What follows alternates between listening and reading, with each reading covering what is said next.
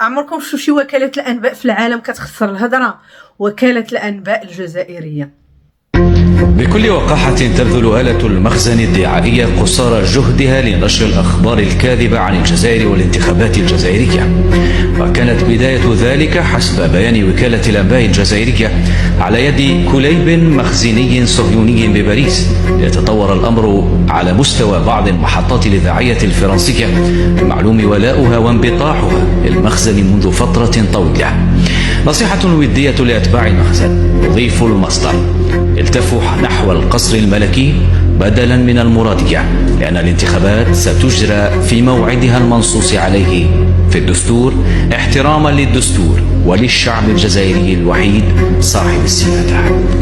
أعطوني غير شي اسم ديال شي وكالة أنباء رسمية وحدة في العالم كامل كتهضر في حال هذا الأسلوب اللا أخلاقي السوقي اللي كتهضر به وكالة الأنباء الجزائرية الرسمية المملوكة للدولة الجزائرية، واللي كتهضر إعلاميا ورسميا بسمية الجزائر. واش عمركم شفتوا شي وكالة أنباء رسمية في العالم تتهاجم صحفيين أجانب غير حيت ما عجبتهاش المقالات ديالهم، حيت قالوا مثلا باللي الجزائر عندها رغبة في إشعال حرب مع المغرب من أجل تأجيل موعد الانتخابات؟ من مور مالي والنيجير الكونغو الديمقراطية، البارح في الصباح الكونغو الديمقراطية تستدعي السفير الجزائري باش تمسح به الأرض. الكونغو الديمقراطية عندها واحد الأزمة دبلوماسية مع رواندا، لأن رواندا كتدعم حركة سميتها حركة 23 مارس للانفصاليين في جمهورية الكونغو الديمقراطية. العجوز شنقريحة شنو دار؟ مشى زيارة رواندا وعرض عليها دعم حركة 23 مارس ضد في الكونغو الديمقراطية اللي كتعترف بسيادة المغرب على صحرائه وعندها قنصلية في الداخلة. وطبعا المقابل ديال هذا الشيء كامل هو أن رواندا تجي مع عصابة العسكر في مسألة الصحراء المغربية. العسكر الجزائري مشى بعيد في العداء ديالو للمغرب. صانع المحتوى الشهير أمين العوني من مور الهضره اللي قال في الراديو مع سناء الزعيم خرج عاوتاني كيستفز المغاربه بواحد البوست اللي كيأكد فيه ان اكثر الجماهير اللي غيترحب بها في المغرب سنه 2025 هي الجماهير الجزائريه، وباللي غيستقبلوهم حق المغاربه في المنازل ديالهم، وباللي اللي ما استقبلش الكراغيله في كان 2025 فهو قليل العفه والاصل. دائما كنطرح نفس السؤال من شحال هادي: علاش في حال هاد المبادرات هادو تتجي غير من عند المغاربه الحاسين الكابا المدلولين وما كتجيش من عند الكراغيله؟ امين هضر على راسك. وبهاد المناسبه هادي احسن رد عليك من عند خوك الكرغولي، سمع اش كيقول لك. انا جايين في 2025، انا جايين نزيد نقول معاك في 2025 معنا نجيو عندكم ذم والله غير في بلادك تدي الكف وندي اختك قدامك ونروح وانت تشوف. يدي لك اختك وانت تشوف، يديها قدامك وانت تشوف. يدي لك اختك وما تديش المقابل، يروح ونخلي عليك. نحاولوا تسمعوها، انا نقول لك ما تربيتوش على قيم الرجوله، وما تربيتوش تكونوا رجال. احنا لو كان عارفينكم رجال وفيكم صفات الرجوله والله ما نخاطبكم هذا الخطاب ولا نهضروا معكم هذا الكلام. هذا احسن رد على صحاب طوا كيتحداكم وقال لكم انه جاي في كاس افريقيا للمغرب وغيدير اللي بغا تما مع البنات وما كاينش اللي غادي يحاسبوا ومصاب يجي. هذاك هو النهار الكبير عند المغاربه. الحباب ديالي ما تنساوش اللايك والبارطاج باش الفيديو يطلع والتفاعل يرجع للقناه، وشكرا لكم بزاف. Je vais vous poser des questions vraiment simples avec des réponses, si c'est possible, courtes. La première, lorsqu'aujourd'hui on parle du monde arabo-musulman, ça vous dit quelque chose ou c'est une notion complètement aberrante? Alors ça aussi, c'est une question qui est liée à ce que nous venons de dire. Le monde arabe, le nationalisme arabe, l'unité du monde arabe était le cœur de la politique de Nasser. Abdel Nasser en Égypte, qui est arrivé au pouvoir avec ce qu'on appelait les officiers libres en 52, et aussi le Ba'ath qui lui est parti de Syrie et d'Irak avec Michel Aflaq.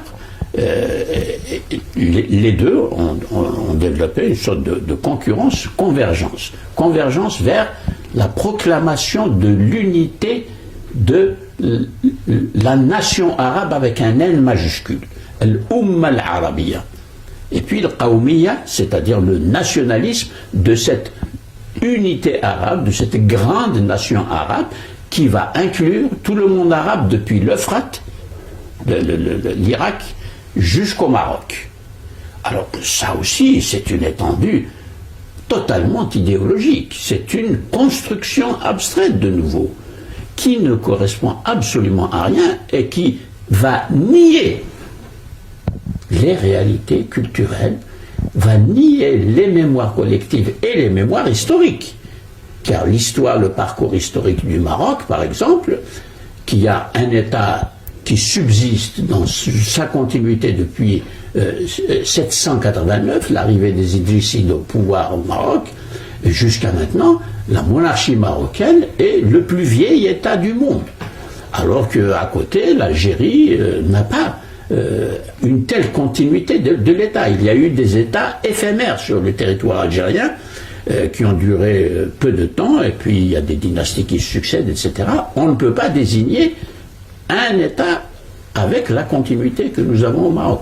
En Tunisie, il y a eu une continuité un peu plus forte, mais pas non plus au niveau de... etc. Je peux continuer ainsi. La Libye, l'Égypte, l'Irak, etc.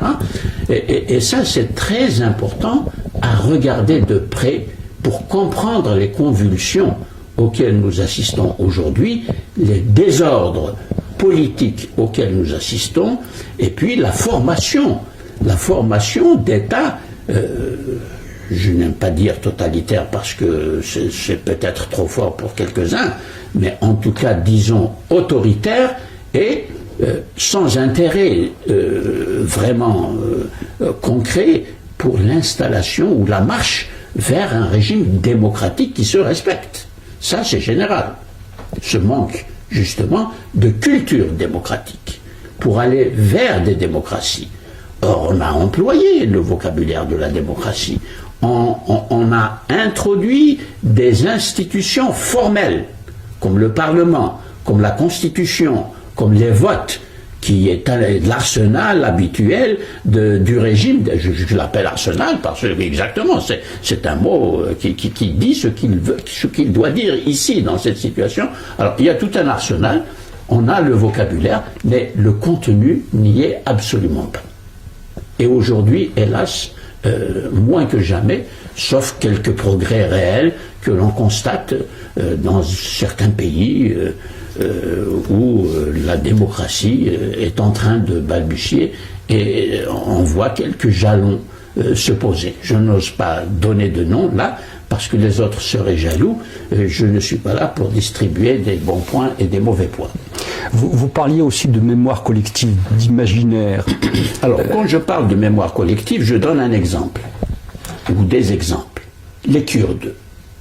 Les Kurdes sont un grand peuple, fragmenté, dispersé entre 7 souverainetés politiques différentes, et toutes jalouses de s'annexer et de dominer les fragments du peuple kurde tel que nous le voyons aujourd'hui sur la carte. Ça, c'est le résultat des grands traités européens pour décider des frontières politiques au XIXe siècle, à la fin du XIXe, et pratiquement jusqu'à la fin de la Deuxième Guerre mondiale. Et il y a là donc une genèse politique et juridique de situations qui aujourd'hui sont des situations absolument tragiques. C'est ce que j'appelle des tragédies humaines politiquement programmées. Voilà l'exemple concret. Si nous regardons au Maghreb, nous avons une situation qui n'est pas aussi tragique que celle des Kurdes, parce que le peuple maghrébin, le vaste peuple maghrébin, de Benghazi, la frontière égypto-libyenne, jusqu'au Maroc, et de la Méditerranée jusqu'au Niger, c'est un immense espace. Cet espace est anthropologiquement nommé berbère. Le mot ne convient plus aujourd'hui parce que les intéressés le rejettent. C'est un mot qui a été donné à ce peuple au temps des Romains. parce que barbaroi, ça veut dire des gens qui baragouinent une langue que les Romains, évidemment, ne comprenaient pas. Les Arabes ont repris le mot et l'ont gardé. Ibn Khaldoun, dans sa grande histoire, il l'a intitulé Tarikh al-Barbar, en arabe. Histoire des Berbères, Ibn Khaldoun. 14e siècle, il est mort en 1406. Donc il y a là quand même une réalité anthropologique, culturelle, historique, extrêmement importante. Et non, nous allons l'effacer, on n'en parle pas du tout. À l'école, par exemple, on n'en parlera pas. Silence absolu. Alors qu'il y a des millions de citoyens algériens et marocains, moins en Tunisie, pour des raisons historiques, quelques-uns en Libye encore aujourd'hui, dans le Jebel Nafoussa. Eh bien, tout ça, on va l'effacer. Et on va l'effacer dans cette période de libération, après les libérations. Et ça donne la situation que nous vivons. C'est-à-dire des frustrations, des fragmentations et la difficulté quand même de constituer une plateforme commune et solide, effectivement, pour construire la nation. La nation française s'est construite comme ça. Et d'ailleurs, nous constatons en France des réémergences de ce qu'on peut appeler des différences provinciales ou des différences qui se veulent même presque nationales, comme la Corse et la Bretagne. Ça, c'est un phénomène qu'on retrouve dans le monde entier.